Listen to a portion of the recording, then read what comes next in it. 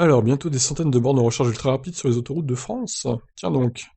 Alors, fin 2022, plus de 400 aires de service seront équipées de bornes de recharge ultra rapide pour des voitures électriques, selon le ministre des Transports. Sur Twitter, Jean-Baptiste Djebari a dévoilé la stratégie qui consiste à subventionner l'installation de bornes en milieu autoroutier. Et si les promesses étaient enfin respectées? Quelques mois après l'impossible plan à 100 000 bornes, le gouvernement dévoile sa stratégie pour accélérer l'installation des stations ultra rapides sur autoroute. Carte de France à l'appui. Le ministre délégué au transport Jean-Baptiste Djebari promet d'équiper 440 aires de service sur autoroute et voies rapides d'ici fin 2022. Toutes les aires de service du réseau autoroutier concédées seront équipées de stations de recharge pour véhicules électriques d'ici au 1er janvier 2023, précise le gouvernement. L'objectif révélé sur le compte Twitter du ministre a mis des étoiles dans les yeux de nombreux conducteurs de voitures électriques. Cette promesse serait-elle enfin la bonne? Alors, il a mis une carte du coup, avec toutes les bornes qui seraient implantées du coup sur les autoroutes en France. Alors, je note quand même un gros trou en Bretagne, hein. Il n'y a aucune borne qui sera implantée, coup dur. Il y a une grosse zone dans le sud, dans le centre-sud aussi, où il y a vraiment zéro borne, quoi. Ça fait le tour, mais bon, étonnant. En Normandie, bon, il y en a une à Caen, une plus bas aussi, donc ça va, il y a un peu de maillage, mais par contre, la Bretagne, c'est terrible, hein. Le nord-ouest, pas terrible. Niveau borne, niveau maillage.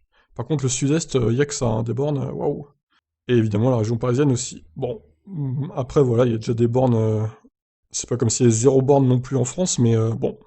Assez étonnant cette organisation au niveau des bornes. Alors, voyons la suite de l'article. Au regard des généreuses subventions qui seront accordées aux opérateurs, le plan devrait avoir de réels effets, pardon. Dans un décret publié le 14 février, le gouvernement prévoit en effet de financer de 10 à 30% des coûts d'installation des stations ultra rapides sur autoroute. Un bonus de 10% sera d'ailleurs accordé aux 150 premiers points de charge afin d'accélérer le processus. Ah bah dis donc, ils sont généreux le gouvernement, hein. Pour en bénéficier, les opérateurs devront placer au moins 4 bornes. La moitié devra disposer d'une puissance minimale de 150 kW.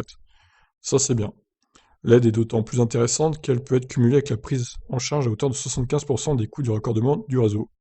Alors ok, donc 4 bornes rapides minimum, dont 2 qui feront 150 kW de puissance. Donc les deux autres pourront faire 50 kW par exemple.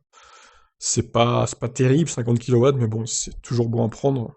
Le budget de 100 millions d'euros accordé à ce dispositif paraît conforme aux objectifs, le prix d'une borne ultra rapide à installation s'élevant de 50 000 à 100 000 euros pour les plus puissantes.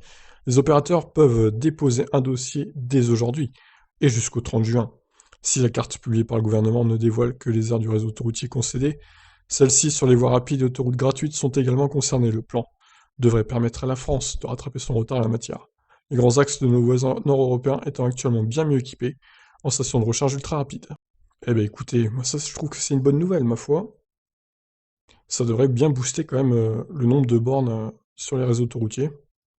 Donc 400 aires de service seront équipées d'au moins 4 bornes, ce qui fait 1600 bornes en plus, dont minimum 800 très rapides, supérieurs à 150 kW. Ça va faire du bien, hein. Donc d'ici fin 2022 le délai. Bon, par contre, hein, je suis toujours un peu dubitatif hein, sur l'objectif des 100 000 bornes fin 2021, ça ne se fera pas. Pour moi. Voilà, je vous laisse réagir. Qu'est-ce que vous en pensez? Ciao.